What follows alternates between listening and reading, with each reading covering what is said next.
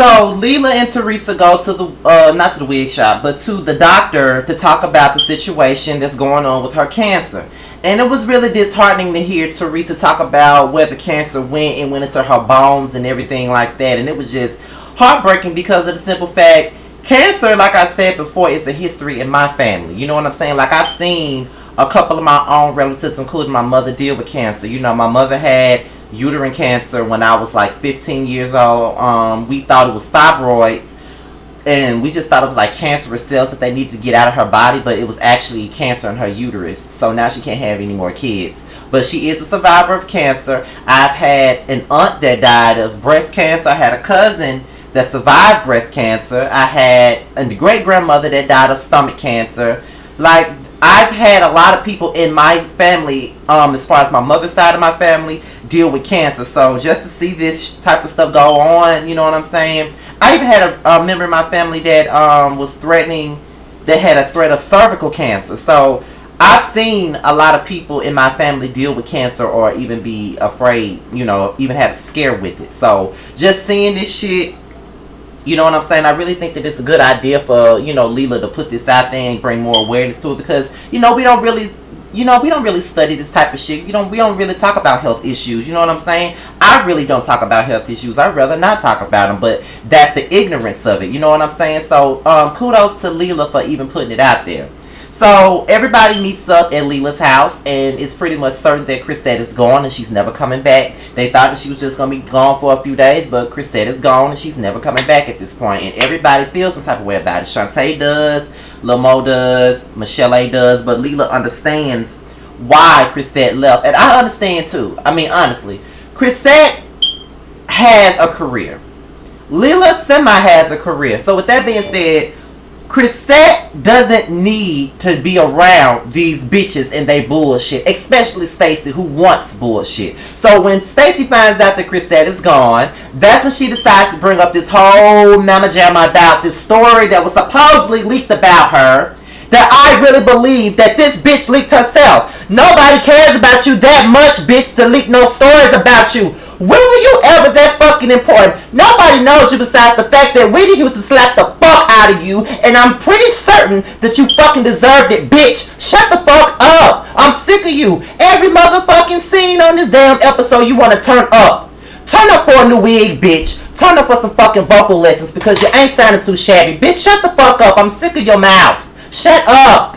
Honestly. So then she decides to bombard Michelle A and say, well, maybe it was you since you bucking up at me like that.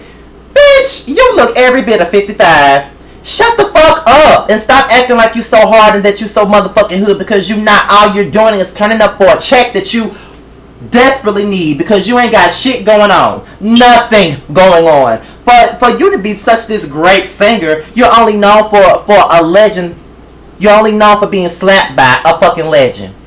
A legend that's gone now. A legend that will forever be remembered. That's the only thing you're remembered by, is being slapped by Whitney Houston, the greatest of all time. Bitch, really, if Whitney Houston slapped your motherfucking ass, it's something wrong with you. Honestly. Like, bitch, who the fuck do you think you are? Coming at Michelle A. Then you came for Shantae, because Shantae tried to stop the conversation. It's like you want drama.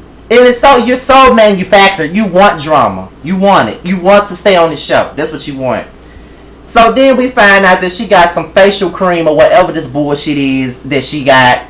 And I'm looking at it like, bitch, this got to be set up by the producers, because I didn't even know you had no facial cream. Don't know you enough to buy shit, but I won't be buying it. I will stick to Noxzema. I will stick to Clean and Clear and Under Control. And I will stick to my damn Dollar General brand of Noxzema as well. Bitch, fuck you. I would never buy nothing from you at all. So then she invites the girls to some performance that she got. Whatever. So then the girls meet up with Warren Campbell, and they discuss the situation with this cancer song that they want to do. I really hate it when they do these group projects. It's so contrived to me, but you know, whatever. They all discussed it, and it was told that Shantae called Warren's wife to write her part because she doesn't really connect with songs like that. And everybody got so fucking upset about it. And my thing about it was, why are you mad because she called someone in to write her part? If she feels like she's not connected, then there's nothing wrong with somebody writing a part for her. Like, as a songwriter myself, if I'm trying to write a song and I'm not that connected to it, I bring in my cousin Reggie, who does music as well, and we write the song together. Whatever slack that I have, he can pick it up and we write a great song together. That's what the fuck I'm saying. Why would you get mad with her for not connecting with the shit too much that she had to get somebody else to write for her? I did not think that was shady, because people in the industry has people write for them. If Shantae didn't feel comfortable writing her part and she didn't feel right about her contribution, there's nothing wrong with her calling another songwriter that could do it for her. What the fuck? I really didn't understand that. The only part that I agree with is the fact that you want 1% for a charity song. No, Shantae, you don't do that. Now, that was shady. But as far as her calling someone in to write her part, I really didn't think that there was anything wrong with it. These girls find anything to have drama for. That was not shady.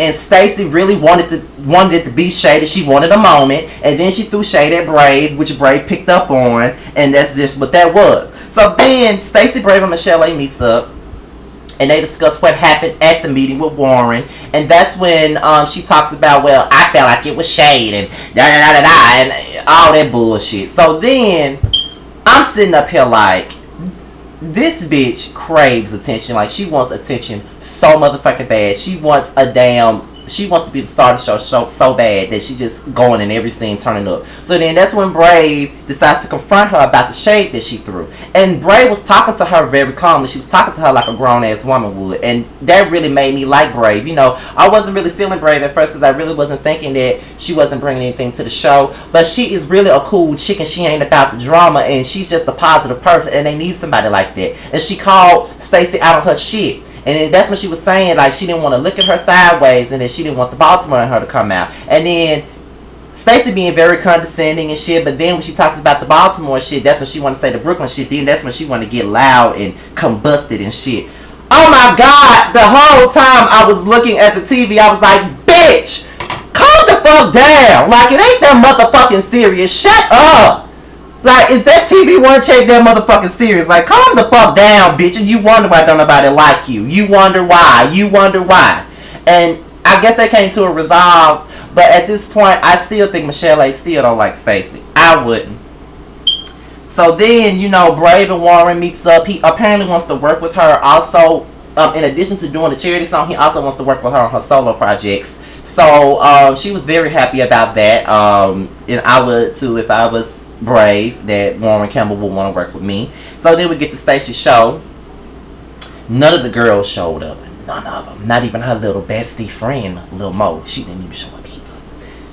I want to say that Stacey really wants people to know that she knows how to sing. Because all that yelling and that volume going up and up and up and up and up and up and up and up and up was getting on my nerves. I was so motherfucking sick of her ass doing all that screaming and shouting because she wasn't singing. She was yelling. Just because you know how to yell don't mean you know how to sing. That's all the fuck she was doing. She was yelling. None of them notes was right. She was just a horrible mess. She sounded a mess and she looked a mess. And she really think that these girls are gonna come to her motherfucking event and support her after all the bullshit drama that she started. I wouldn't have showed up either. Fuck Stacey. Fuck you, bitch. I hope you're watching, because I know all y'all watch these motherfucking videos. Whether they come from me, Justin J, anybody. Y'all watch these motherfucking videos. I know you do. So if you are watching Stacey, I'm telling you face to face, fuck you, bitch. Because you ain't shit. You coming on this show trying to make a name for yourself, and you think that you bout something because you know how to yell. Because you can't sing, you know how to yell. When you ain't known for nothing but X Factor. And you also known for getting your ass slapped by Whitney Houston. That's the only thing you known for, bitch. So I want you to look me in my face and see that I don't give a fuck about you and that I can't stand your motherfucking ass. Fuck you, Stacey, and I'm out.